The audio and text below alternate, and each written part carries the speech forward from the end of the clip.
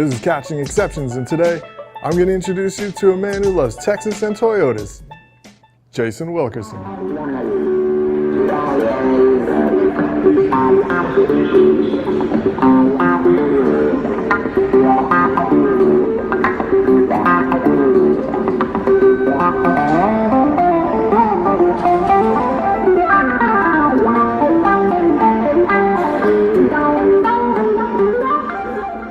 So thank you for sitting with me. Yeah, no problem. I know you flew out from Minneapolis just today to be here for the user group, but thank you for the effort. Absolutely. I came to hear you talk about cognitive services, so. Yeah, we're going to keep it fresh tonight. Yep. So usually I start off, try to get to know you a little bit better. Where are you from? Where did you grow up? Well, I grew up in Texas, southeast Texas, about 30 minutes from the Gulf, 30 minutes from Louisiana, so down there in the corner. Mm-hmm. Born and raised in hot weather, and I hate hot weather. So about 10 years ago, I decided, well, let's move to where it gets really cold and snows a lot.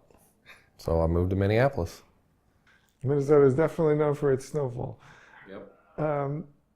So what is Texas like? Give me some. I know I've talked to some other people from Texas, but what's your impression of Texas? Well, Texas is wonderful. I really do love everything about Texas. I miss Texas a lot. I love the barbecue, the music. I really do love everything about Texas, except the heat. It's just so damn hot. So speaking of music, so you play music. Yep. What's your instrument? Well, I play quite a bit of stuff. I've played bass in a rock and country cover band. I've played guitar almost all my life. In fourth grade, I started playing trumpet. Played trumpet all through college. Played in jazz bands. Played in those kinds of things. So I really like all kinds of music. Rap, not so much, but. So no Yellow Wolf for you? Nah, probably not. All right.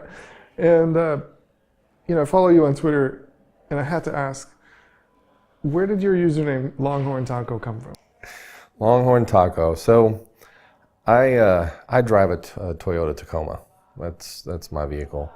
And when I bought it, there was a website, there was a forum, tacomaworld.com. Honestly, it's a lot like the Slack community, the Psychor community, only it's focused on Toyota Tacomas. And just the things that people did there, modifying their trucks and all that kind of stuff. I just got so wrapped into that and so wrapped into the community around that my screen name was Longhorn Taco. Taco being short for Tacoma, and I'm a huge University of Texas Longhorns fan. So. I get it. And it's stuck. It's a good one. Yeah. You're probably never going to have to run into somebody else who has that. Usually if I'm going to register for a site and it says Longhorn Taco has been taken, it's because I registered at some point and forgot. So. Obviously I want to know more about your technical background. So what was it that actually got you started programming? Well, unlike a lot of people that started ripping apart electronics in their mom's basement when they were knee-high to a grasshopper, I took my first programming class as a senior in high school. We learned how to draw things on the screen. And I drew, I think the assignment was to draw a house with a door and draw a tree or something like that. I added a picket fence, a sidewalk, stars in the sky, a moon, a little person waving, a window, a chimney, smoke coming out of the chimney. I just had a lot of fun with it. So Texas flag. I didn't put the Texas flag in there, but maybe I'll go back and find that disc and add it. I know you've co-authored a book. Mm-hmm. It must have taken quite a bit of effort. I've never authored a book. I've written a little bit, but what is it actually involved in writing a book?